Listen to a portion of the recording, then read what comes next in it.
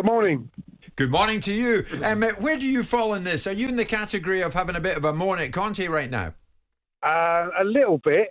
I thought there was a bit of an improvement last night. I think they mixed it up a little bit better. I agree. They kept bringing Romero out to the right, giving Emerson a bit chance to go forward, and bringing Bentaleb and Holberg into to replace Romero. And I think that confused them a bit, gave the midfield a bit more room. And they played with Chelsea and Son closer to Kane. They seemed to mix it up a little bit better. So there was room, definite improvement last night, just showing they couldn't do that. They seemed to press higher up the pitch as well. But Martin, the way you're playing, might you end up winning a trophy? Something you haven't done this century. No, I'm a Spurs fan. How long is it? How long have we calculated it? They've won one in 22 years. I mean, come on, Martin. Something. If nothing changes, nothing changes, mate. I agree with what people are saying. We need a creative midfield player. Yeah. Do you think? And I don't know how Conte will fit that into the team. So you don't think Bentancur is creative? Not overly creative. No, I think he's a brilliant player. He's silky, but I don't think he's got that killer pass. Particularly, he's not an Eriksen, is he? No, I understand your point. I suppose if you had an Eriksen type, maybe the system would have to change. I just think it's for me, it's difficult to criticise Conte too much when he's gone in and done what he's done. He's got them into the Champions League. I know some people say that's because Arsenal threw it away, but they're still in there. Yeah. And they've started the season pretty well. They've had two performances which has created the clamour about the tactics, which was Chelsea initially and now Arsenal. Yeah. I think maybe Marseille to a degree, but the Arsenal game in particular, I think it's just just wait and see. Wait and see. I mean, I agree, Martin. Listen, thanks for the call, Stuart. I'm coming to you, but I think that there is a need for a bit of pragmatism here amongst the Tottenham support. Emir in West Wales has given us that. The truth is, guys, some Spurs fans will never be happy. Constantly refer back to the Pochettino era. Last night's performance was bright, positive for the most part. Yeah, it was a good performance. And he says, we took a point, which, as it happens, was a far better point for Tottenham than it was for Frankfurt. Stuart, do you agree with that? Good morning. Not really. The football's been really dull. Even when we've been getting results, the football's been just painful to watch. And I think the bar has to be higher with Conte. I mean, there's just if he's not winning anything, there's just no point in having him. It's just tedious stuff. So we had this with Mourinho. It's exactly the same. Pragmatism. He didn't win anything, and we got rid of him. And I can't see Conte winning anything. City are too good. He's not particularly good in Europe anyway. He hasn't got a good track record. And I think we'll end up not winning anything and having to endure terrible football. I'd just rather play. It's not terrible football, Stuart. Is it terrible football? It is for the kind of stadium we've got and the money we've got, and if you take everything into account, yeah, it's pretty dull football. Are you good with this, Simon? I mean, if you're Daniel Levy, how are you feeling when you hear this? Well, look, I mean, it's not something I haven't heard from a group of Tottenham fans that are amongst my social circles that are sitting there, and I'm going, are you lot never happy? You know, you're building a platform. Okay, if this is the end of the journey, then okay. If this is the beginning of a journey to make you a more solid team that can then go and compete, what are you on about? Yeah, if it was the end of the journey. Stuart, it's the beginning of the Conte journey, mate. Go on.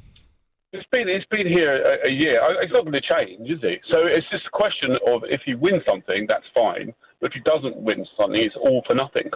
What would you have him win? You Tottenham fans moan endlessly about Daniel Levy's frugal approach. So you're not going to match Manchester United pound for pound. Not that they're going to win anything in the near future. You're not going to match Man City pound for pound. So where is it you think you're going to win something? Where is it realistically? I don't think we will. So I'd rather see entertaining football.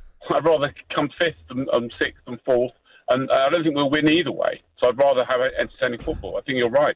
I think it's a really interesting debate. I think there's a lot of fans who have the mentality of wanting to enjoy what they go and watch, but they want to win as well. And sacrifice the possibility of maybe winning some play in a different way. I think there are fans who would prefer that.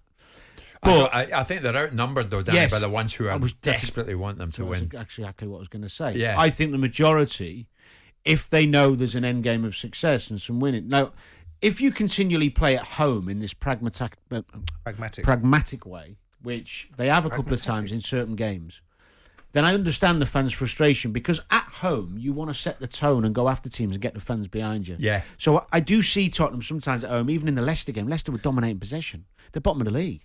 No confidence. Go after them. Show something a bit different. And there is an argument going back to the sort of now breezing towards the fella's point of view, because if you look at the style of the Liverpool side, the Man City side, and now the Arsenal side, you're finding people not only getting some winning football but enjoyable football. Then you look at Chelsea, and there's been this accusation about Chelsea over the years, with the exception of the early Mourinho side in 4 and 5, that are actually not easy on the eye. They may win things, but they're not great to watch. So I do get it.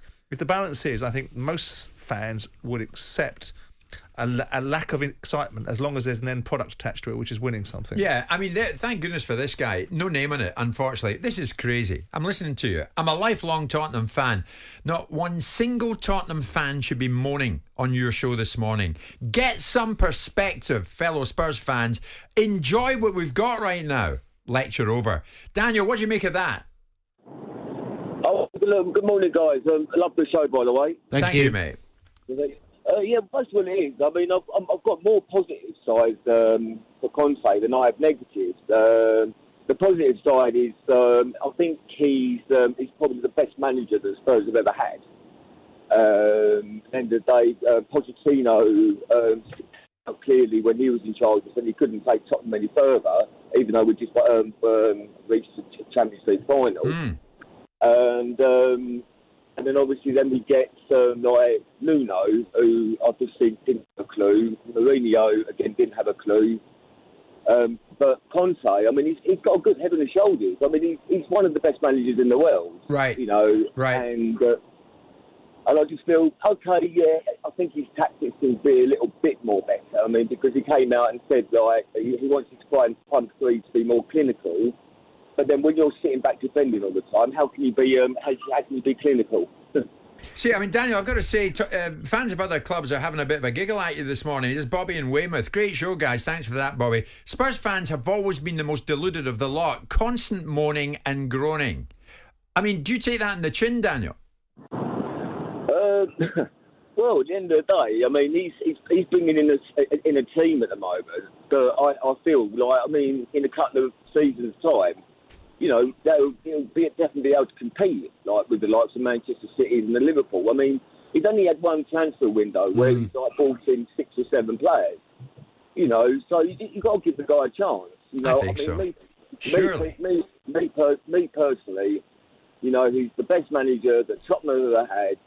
And, you know, I look up highly to him as obviously being like the only I'm sure Bill manager. Nicholson would take exception to that observation. Maybe he means his lifetime. In his life. But I would also say there's an intangible benefit to Conte, because he will have the ability to, I think, to manipulate Daniel Levy insofar as anyone can manipulate Daniel. If he delivers him Champions League football, I think Conte, and keeps delivering it to him, if he stays the course with Tottenham for a period of time, he will have the juice to push Daniel into spaces and places that other people haven't pushed. And by that I mean his propensity to spend more money to achieve a Tottenham side that might be capable of winning something. I just think there's only it's on, especially home games against so-called lesser opposition. I think there's times where Tottenham can let the handbrake off a little bit. Yeah. But he'll see that.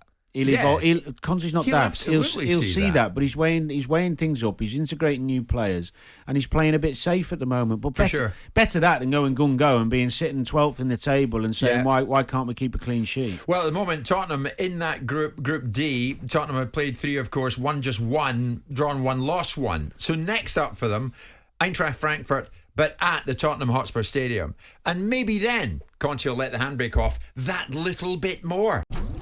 Jim White and Simon Jordan.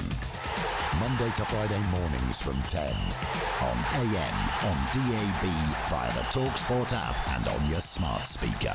talkSPORT.